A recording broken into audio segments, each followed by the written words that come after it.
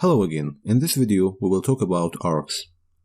To start, hit Ctrl A, then hit the delete button on the keyboard to clear the screen. In SolidWorks we have three types of arcs. The first one is 3-point arc. As you can see from the icon here, you need 3 clicks to place this type of arc. The first click defines the start point of the arc. The second point defines the end point of this arc, and finally the third point defines the radius.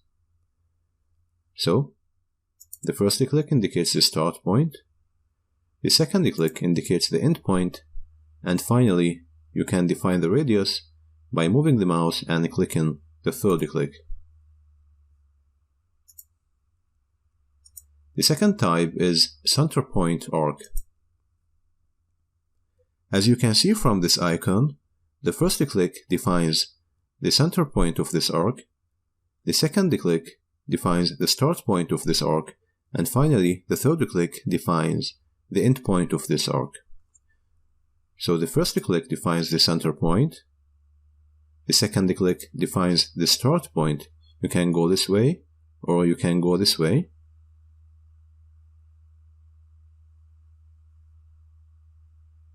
Now, the third click defines the end point.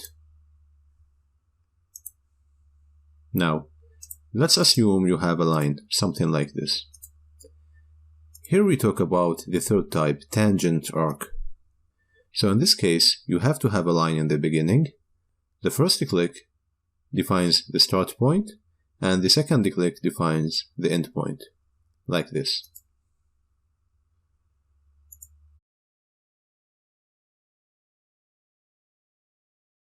What you should know here is that we have a tangency here.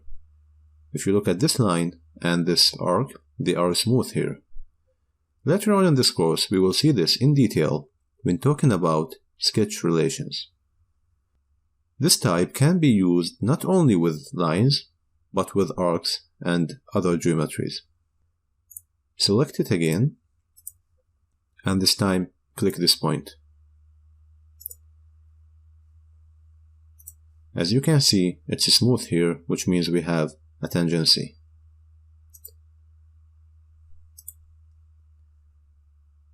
That's it for arcs. In the next video we will talk about polygons.